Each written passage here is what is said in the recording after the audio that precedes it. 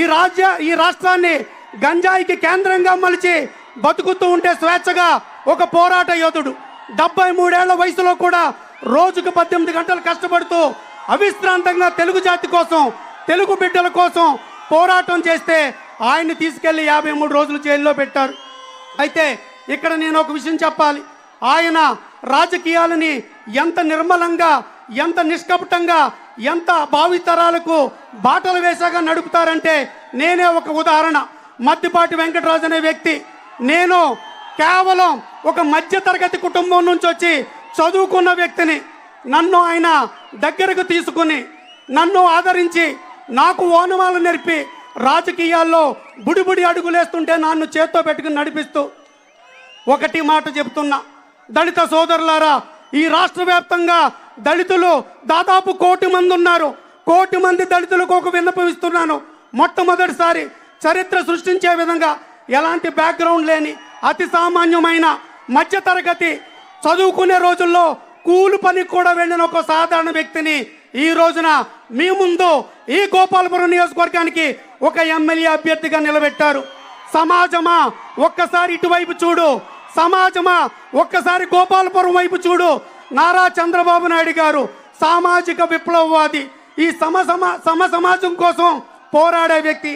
ఆ వ్యక్తి ఒక సామాన్యుడిని తీసుకొచ్చి మీ ముందు, ఈ ప్రజల ముందు ఒక అభ్యర్థిగా మీ ముందు నిలబెట్టాడు.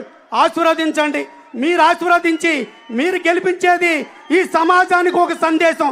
చదువుకున్న వాళ్ళు, విద్యావంతులు, సమాజం పట్ల ఏదో చేయాలనే తపనున్న వాళ్ళు రాజకీయాల్లోకి వస్తే శ్రీ నారా చంద్రబాబు నాయుడు గారు లాంటి ఒక తత్వవేత్త సమాజానికి ఏదో సమాజం స్థాపించాలనే పోరాటాలు చేసే ఒక యోధుడు అండగా నిలబడతాడు.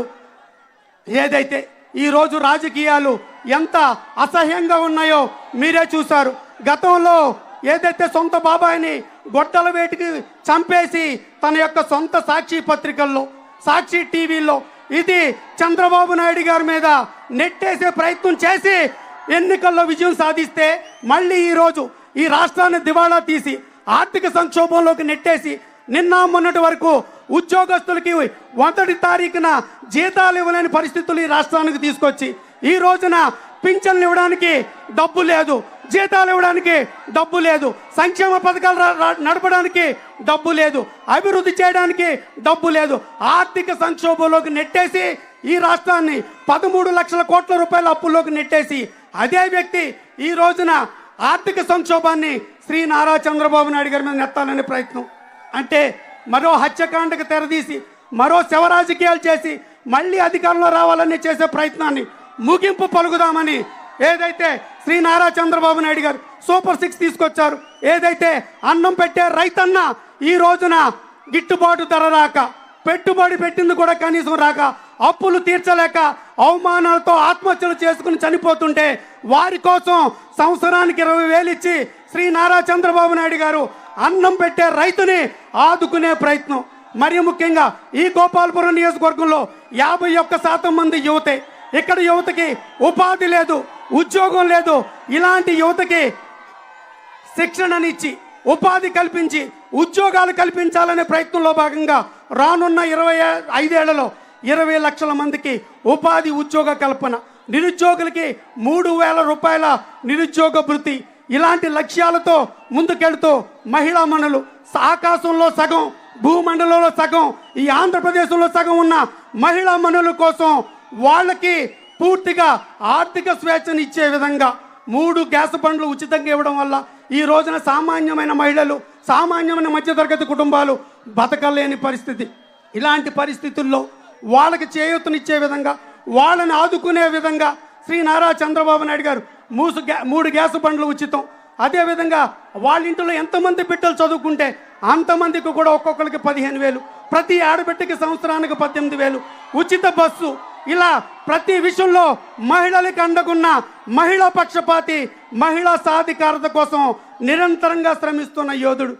ఇలాగా రైతుల కోసం, మహిళల కోసం, యువకుల కోసం, పేదల కోసం, బీసీల కోసం, దళితుల కోసం, మైనార్టీల కోసం, ఇలా ఈ రాష్ట్రంలో ఉన్న ప్రతి సామాజిక వర్గం కోసం ఆయన ఒక పోరాట స్ఫూర్తితో పనిచేస్తున్నారు. ఆయన లక్ష్యం ఒకటే, ఏంటంటే అది సమాజ స్థాపన. ఏదైతే మహాత్మా జ్యోతిరావు పూలే గారు కలలుగన్న సమాజం, డాక్టర్ బిఆర్ అంబేద్కర్ గారు కలలుగన్న సమాజం, బాబు జగజ్జీవన్ రామ్ గారు కలలుగన్న సమాజం, అన్న నందమూరి తారక రాముడు కలలుగన్న సమాజం, వీరందరూ మహనీయులు కలలుగన్న సమాజ స్థాపన కోసం ఆయన పోరాట స్ఫూర్తితో పనిచేస్తుంటే మనం ఒక్కడుగు ముందుకేద్దాం, ఒక్కడుగు ఆయన వడిపు తిరుగుతాం. 73 ఏళ్ల వయసులో మీ తండ్రో నా తండ్రో శ్రమిస్తుంటే ఆయనకి మనం ఒక బాసటగా నిలబడాలని ఒక కొడుకుగా ఎలా కోరుకుంటామో ఈ రాష్ట్రానికి పెద్ద దిక్కుగా తండ్రిగా ఉన్న శ్రీ నారా చంద్రబాబు నాయుడు గారిని ఆయనకి బిడ్డలుగా ఉన్న మనం అండగా నిలబడదాం. ఆయనకి ధైర్యంగా నిలబడి రేపు చేయబోయే ఆయన పోరాటానికి ఆయన ముందుకు తీసుకెళ్తాం. ఆనాడు స్వతంత్ర పోరాటంలో జైళ్లకు వెళ్లి మహనీయులు మీకు నాకు విముక్తిని కలిగించారు.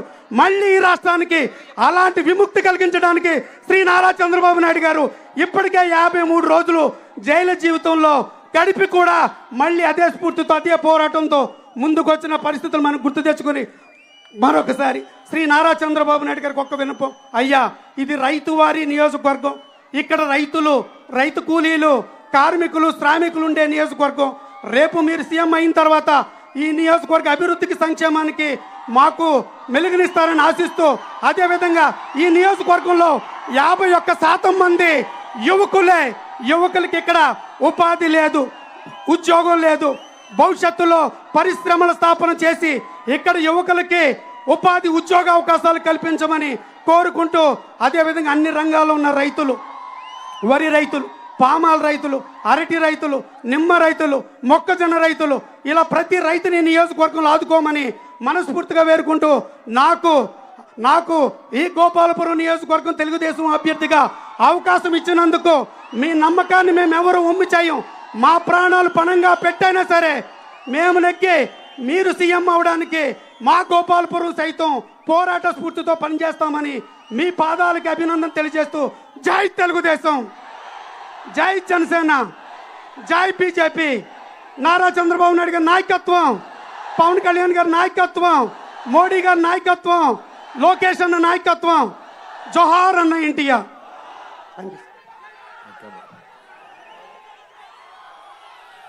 ఏ తమ్ముళ్ళు హుషారుగా ఉన్నారా?